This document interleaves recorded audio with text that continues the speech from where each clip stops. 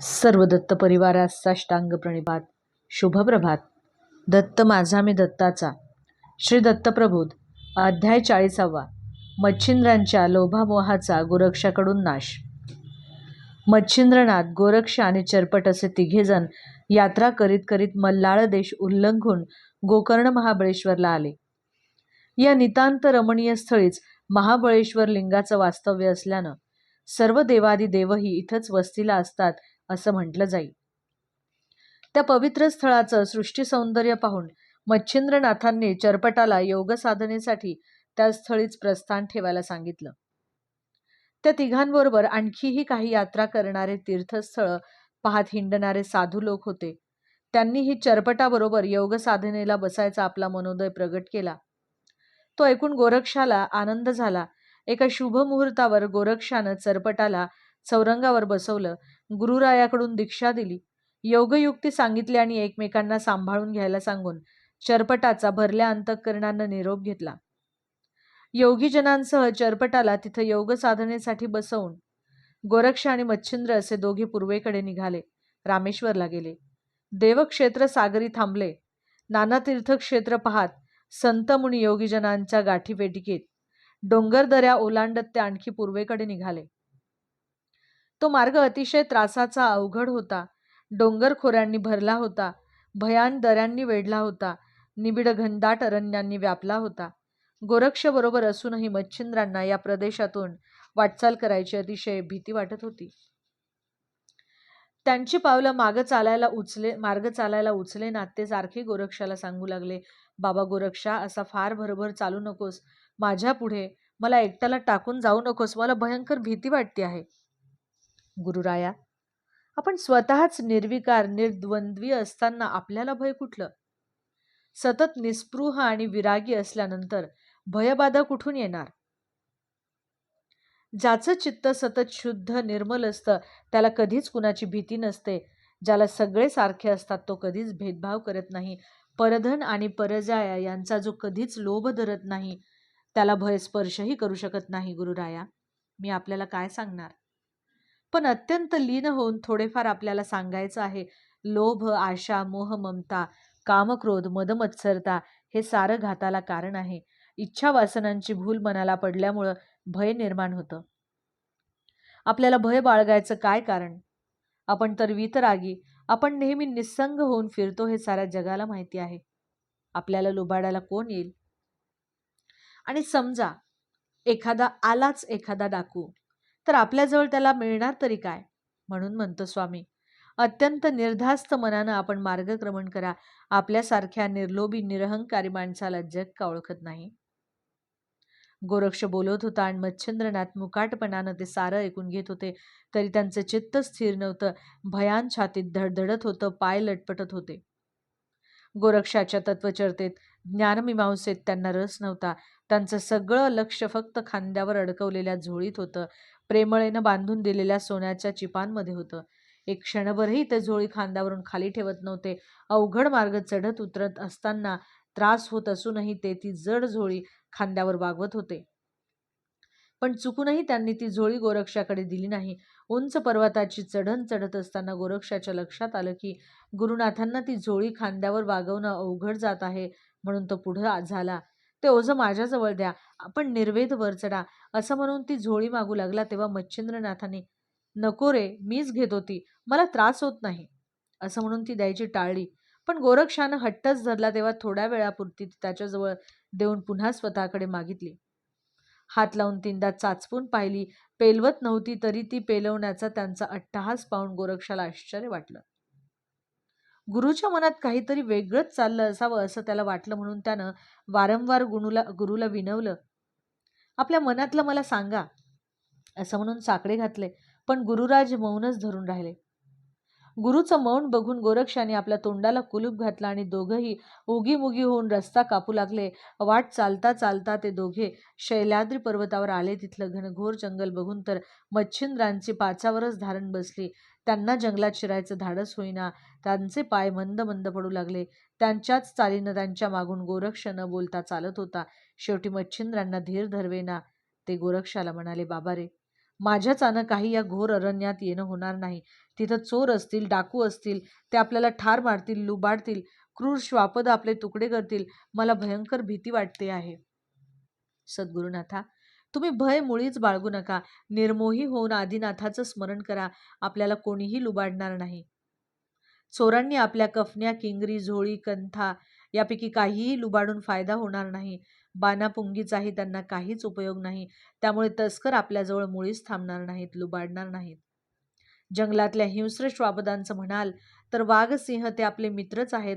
नाग, साप, विंचू यांना माणसापेक्षाही क्षमाशीलता असते. त्यामुळे त्यांना घाबरण्याचं काहीच कारण नाही.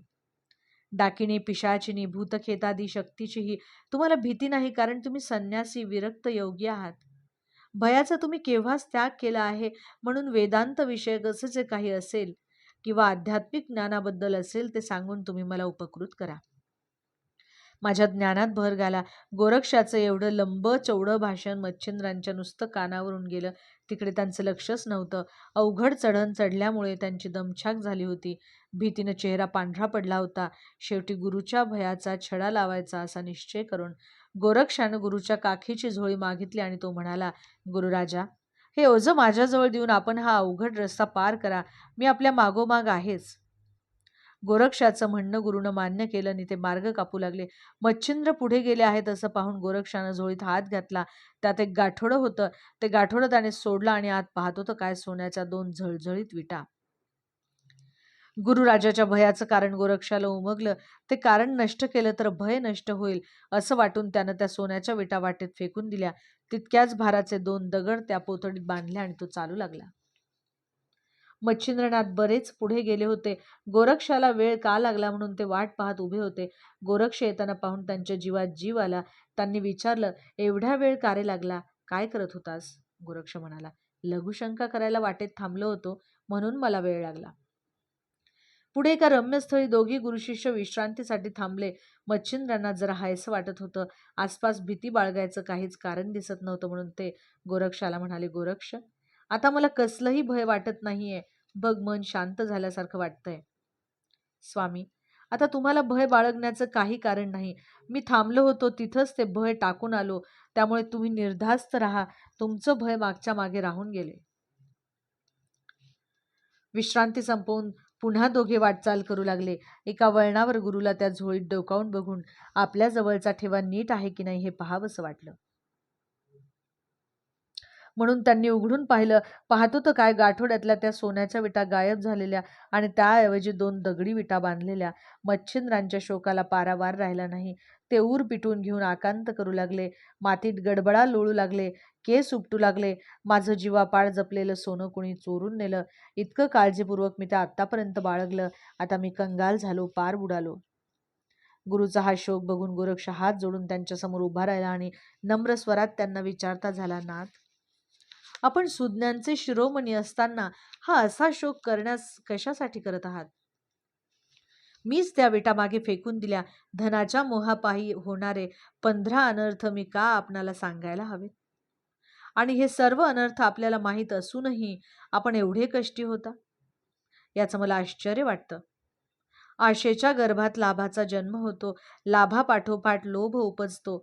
मग तृष्णा निपजते आणि तृष्णेला 12 वाटा फुटतात. कुतर्काचा बाजार होतो. षडरिपू तिथले सौदागर बनतात.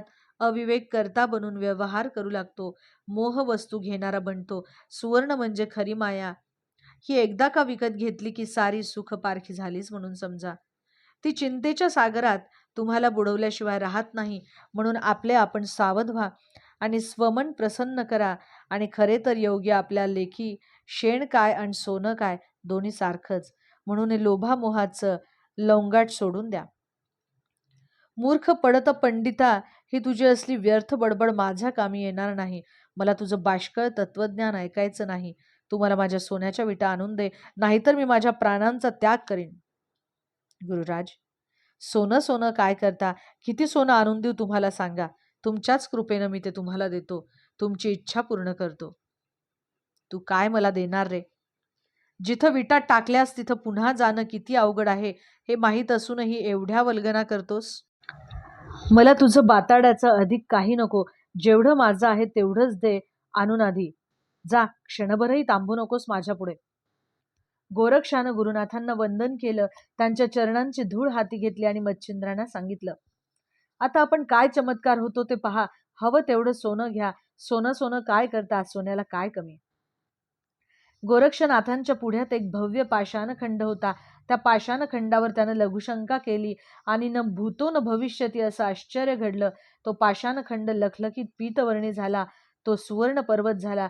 पुन्हा एकदा गुरुला वंदन करून गोरक्षानं विनयानं मच्छिंद्राला म्हणाला, सद्गुरुनाथ, आता यातलं आपल्याला हवं असेल तेवढं सुवर्ण घ्या. आपल्याच कृपेनं ते आपल्या दारी आलं आहे. गोरक्षाचं हे संभाषण ऐकून आणि तो झळझळीत सुवर्णाचा पर्वत पाहून मच्छिंद्रांचे डोळे उघडले. त्यांनी गोरक्षाला आपल्या कवेत घेतलं. त्यांचे डोळे भरून आले. हृदय कळवळलं. ते आपल्या लाडक्या शिष्याला म्हणाले, गोरक्षा, तू खरोखरच धन्य आहेस. प्रत्यक्ष परमेश्वर आहेस. जे जे मी तुला सांगितलं, शिकवलं, ते ते तू प्रत्यक्ष आचरणात आणलंस.